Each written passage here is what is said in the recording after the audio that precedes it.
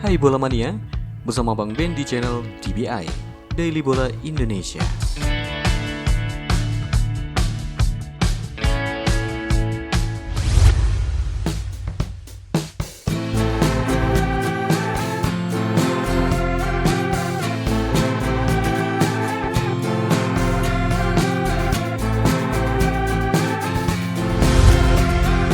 Dua poin dari dua game melawan tim langganan Piala Dunia dirasa memang cukup positif walaupun masih ada pihak-pihak tertentu yang selalu ingin mencari kesalahan Sintayong ataupun PSSI. Namun di luar dari segala komentar dari orang-orang yang gak penting itu, dua laga away jelas sudah menunggu Indonesia di bulan Oktober. Tentu saja dengan waktu yang terbilang singkat. PSSI bersama Sintayong harus bisa menyiapkan tim dengan sangat baik agar target 6 poin dari dua game melawan Bahrain serta Cina bisa terrealisasi. Salah satunya ia sudah pasti mempercepat proses naturalisasi Mads Hilgers dan Eliano Reinders, serta meminta para pemain lainnya untuk tetap jaga kondisi dan jangan sampai cedera, sehingga bisa tampil maksimal di dua laga away tersebut. Nah, berdasarkan gambaran match pertama dan kedua, tentu laga melawan Bahrain pastinya tidak mudah. Sebab tim ini seperti layaknya tim Timur Tengah lainnya, permainan kasar dan licik dan bahkan lebih licik dari Cina. Yang paling mencolok tentu saja ketika Bahrain melawan Jepang, di mana dalam laga tersebut meskipun menang 5-0, pelatih Jepang Hajime Moriyasu merasa sangat kesal dengan sikap supporter Bahrain yang norak dan gak ngerti sopan santun. Atas dasar itulah Moriyasu berharap kalau Indonesia bisa hati-hati dan mampu mengalahkan Bahrain, agar mereka sadar serendah apa mereka. Apalagi kelakuan pelatih Bahrain yang masih saja sombong dan malah menyenggol Indonesia usai laga melawan Jepang, yang mana itu cukup membuat Ketua PSSI Pak Erick Thohir merasa sangat tertantang. Dan seperti apa yang beliau tegaskan, kalau tim Indonesia dikerjai di luar negeri, maka siap-siap aja ketika mereka away ke sini akan ada kejutan yang mungkin gak akan pernah mereka lupakan sepanjang hidup mereka. Selama ini kita semua tahu kalau Cina adalah tim yang secara terang-terangan ingin mengerjai Indonesia ketika away ke sana. Yang paling mencolok tentu saja lokasi stadion yang letaknya sangat jauh dari pusat kota Beijing. Dan suhu di kota Qingdao memang dikenal dingin, sehingga itu dianggap bisa mempersulit para pemain timnas Indonesia. Akan tetapi nyatanya ada nih tim selain Cina yang kelihatannya diam dan respect, ternyata malah lebih busuk, yang mana tim tersebut adalah Bahrain.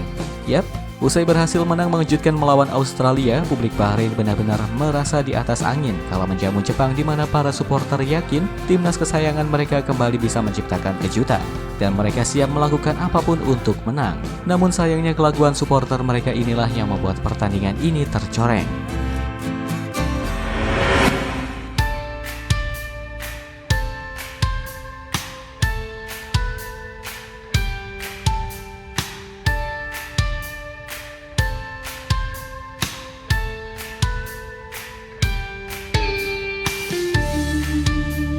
Yap, di laga versus Jepang, supporter Bahrain benar-benar mendapat kecaman dari berbagai pihak atas kelakuan mereka yang dianggap sama sekali tidak etis. Pertama, saat lagu kebangsaan Jepang dikumandangkan, bukannya dia menghormati, malah yang ada para supporter Bahrain mengecek lagu kebangsaan Jepang hingga membuat pelatih Hajime Moriyasu marah.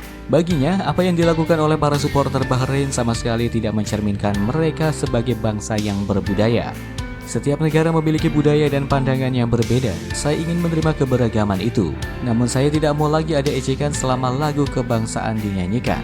Timnas Bahrain mampu berlaga dengan dewasa. Saya harap para supporternya melakukan hal yang sama, kata Moriyasu usai laga. Nah, selain mencemooh lagu kebangsaan Jepang, para supporter Bahrain yang katrok itu juga dinilai melakukan sesuatu yang dirasa cukup membahayakan bagi para pemain Jepang, di mana momen itu terjadi ketika Jepang mendapatkan hadiah penalti.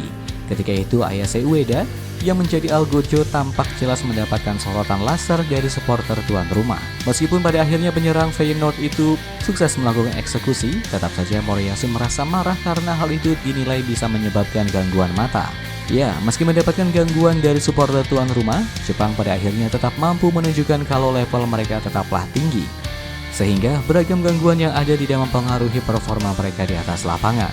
Terbukti 5 gol berhasil mereka sarangkan dan itu sukses membuat Jepang untuk saat ini menduduki puncak klasemen grup C dengan 6 poin, serta mampu mencetak total 12 gol dari 2 pertandingan tanpa sekalipun kebobolan. Dan terkait soal timnas Bahrain yang akan menjamu Indonesia, Jepang pun sepertinya memberikan kode kalau Bahrain ini tim yang jauh lebih licik. Sebab selain supporter, karakter pemain Bahrain yang seolah sudah template kayak tim Timur Tengah lainnya, yaitu suka banget yang namanya drama-drama dan suka bikin emosi tim lawan. Australia yang di laga pertama juga sudah merasakan itu semua, termasuk kartu merah Kuzini Yengi yang entah karena emosi atau memang nggak sengaja beneran sampai nerjang dada pemain Bahrain. Intinya karakter tim Timur Tengah emang gitu, dan semoga Indonesia bisa bermain sabar saat away ke sana.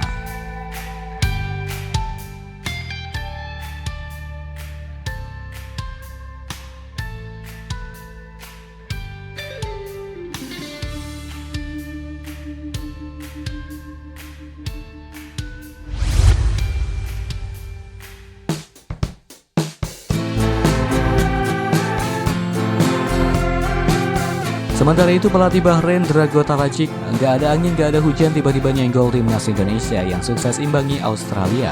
Seusai mereka dibantai Jepang, di mana pelatih 59 tahun itu menyebut kalau apapun yang terjadi level Indonesia masih di bawah Bahrain. Dan laga melawan Australia dijadikan patokan pelatih kelahiran Sarajevo ini. Lihat, timnas Indonesia pada laga kedua, mereka cuma bisa mendapatkan hasil 0-0. Sedangkan kami mendapatkan 3 poin dari 2 pertandingan melawan Australia dan Jepang, tegas mantan pelatih Muangthong United tersebut. Di sisi lain, dengan niat licik dari para pesaing Indonesia terutama si Bahrain ini, yang gak cuma siap menteror dari sifat fans ataupun drama-drama, melainkan juga siap menaruh laga di siang hari yang panasnya gila-gilaan. Tentu saja kita jadi teringat statement Pak Erick Thohir beberapa waktu lalu, di mana beliau berjanji akan melakukan balasan jika Indonesia diperlakukan kurang baik saat bermain away. Dan sudah menjadi hal umum kalau pembalasan biasanya akan lebih kejam.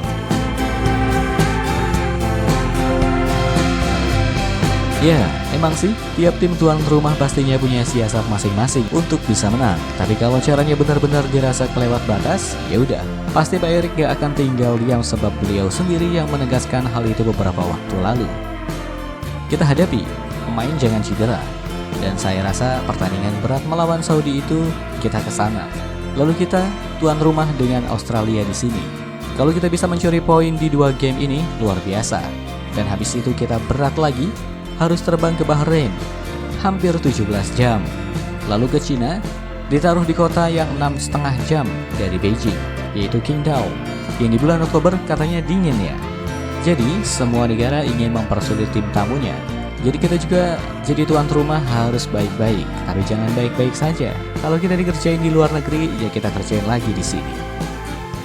Ya, terlepas dari hal apapun, pokoknya menghadapi 2 laga bulan Oktober nanti, semua elemen timnas tetap pede aja dan tampil kayak biasa.